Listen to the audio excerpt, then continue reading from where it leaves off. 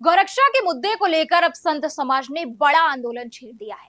काशी से एक ऐसी यात्रा शुरू हो रही है जो सीधे सत्ता की गलियारों तक अपनी आवाज पहुंचाने का दावा कर रही है।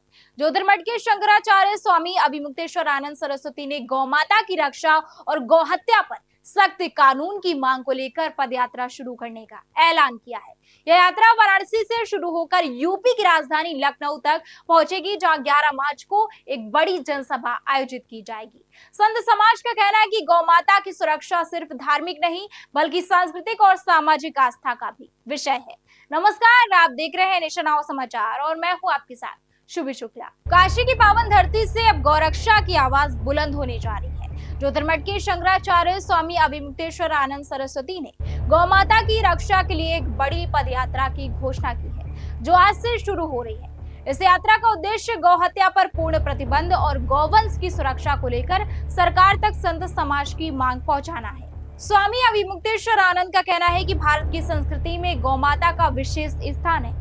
गौ सेवा और गौरक्षा को सनातन परंपरा का महत्वपूर्ण हिस्सा माना जाता है, लेकिन वर्तमान समय में गौवंश की स्थिति चिंताजनक होती जा रही है। उन्होंने कहा कि कई स्थानों पर गौवंश के संरक्षण को लेकर गंभीर चुनौतियां सामने आ रही हैं। ऐसे में समाज और सरकार दोनों को मिलकर इस दिशा में ठोस कदम उठाने की आवश्यकता है।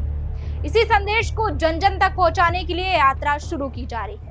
बताया जा रहा है कि पदयात्रा वाराणसी से शुरू होकर यूपी के कई जिलों से होते हुए लखनऊ पहुंचेगी। रास्ते में संत समाज, गौ सेवकों और बड़ी संख्या में श्रद्धालुओं के शामिल होने की संभावना है। यात्रा के दौरान जगह जगह सभाएं और संवाद कार्यक्रम भी आयोजित किए जाएंगे, जहां गौ संरक्षण और भारतीय संस्कृति में गौ माता के महत्व को लेकर चर्चा की जाएगी। इस यात्रा का समापन 11 मार्च को लखनऊ में एक विशाल जनसभा के साथ होगा, जहां संत समाज और गौ भक्त बड़ी संख्या में एकत्र होकर गौरक्षा को लेकर अपनी आवाज बुलंद करेंगे। संत समाज का कहना है कि गौ माता भारतीय जीवन, कृषि व्यवस्था और धार्मिक आस्था का केंद्र रही है, इसलिए गौ संरक्षण को लेकर सख्त और प्रभावी नीतियां लागू करना समय की मांग है। अब देखना होगा कि संत समाज की यह पदयात्रा गौ संरक्षण के मुद्दे को कितना बड़ा जन आंदोलन बना पाती है और सरकार इस मांग पर क्या रुख अपनाती है। तब तक के लिए बने रहिए हमारे साथ और देखते रहिए नेशन नाउ समाचार।